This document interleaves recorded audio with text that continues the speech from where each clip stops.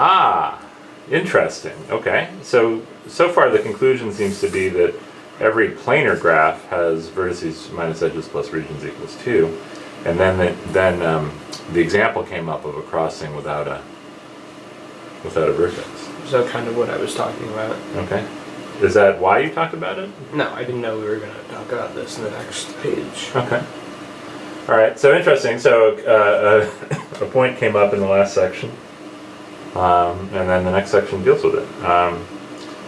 And then the question came up about, can a graph be drawn without crossings? Interesting. This is another difficult question in graph theory. Two graphs are isomorphic, and then can a graph be drawn without crossings? Do you see how they made these two graphs isomorphic? Yeah. Yeah, Can you tell me because what you they just did? pulled the vertex out. Put the Pulled the line out. edge out. Okay, great. For a connected planar graph, is the Euler characteristic always 2? Yes! And he's going to give a little sketch of a proof here. It starts out true. One vertex, no edges, one region.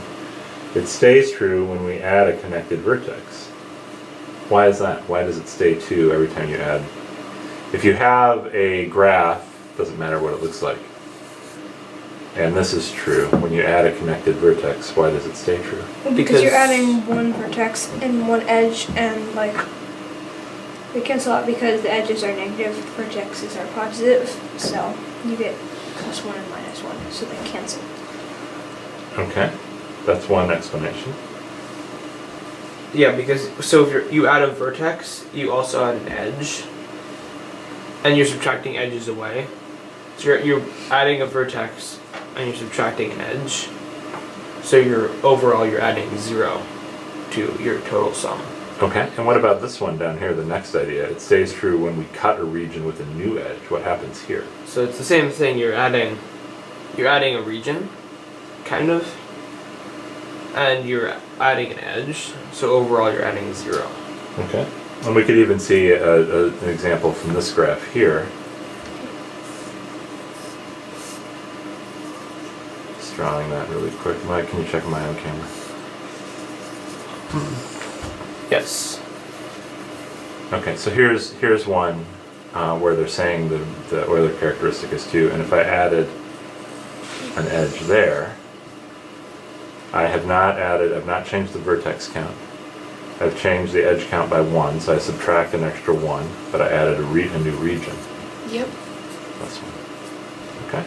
So either I add a vertex and an edge, and that cancels out, or I add an edge and a region. Yep. Okay. Ooh. Next we moved on to solids. Can you draw a 3D solid? All right. So I tried to draw an octahedron. Okay. So you have 6 vertices. 1, 2, 3, 4, 5, 6. Nice. Edges we have 12. 1, 2, 3, 4, 5, 6, 7, 8, 9, 10, 11, 12. And then there's 8 faces. 1, 2. The ones on the back. 5, 6, 7, 8. Oh, right. So now we're not talking about regions, we're talking about faces. Mm-hmm. Okay, good. What 3D solid did you draw? I also drew an octahedron. You drew an octahedron. Okay, great. And then check with the cube. That ended up working. Okay. It's also cool because you can see how the octahedron and cube are duals of each other, because the faces become the vertices, and the vertices become the octahedron's faces. Nice. Good observation. Okay, that's a neat. All right, triangular prism. This also equals 2. All right. And so again, we're looking at faces here instead of regions. Yep. Okay. Tetrahedron was 2. Yeah. Pyramid. It was 2. Octahedron. Yeah. It was 2. Yep. All right. Do a rectangular prism or like a box. Okay. So this is sort of like a cube, but it's sort of like stretched out. So this will also equal 2. Oh, do you think it matters that it's stretched out? No, it does not matter. How come? Well, because you have the same number. It doesn't matter how long the edges are. It just matters if there are that many edges. I see. Very good. Very good. And what was your 3D solid? So I kind of broke this. I drew a sphere.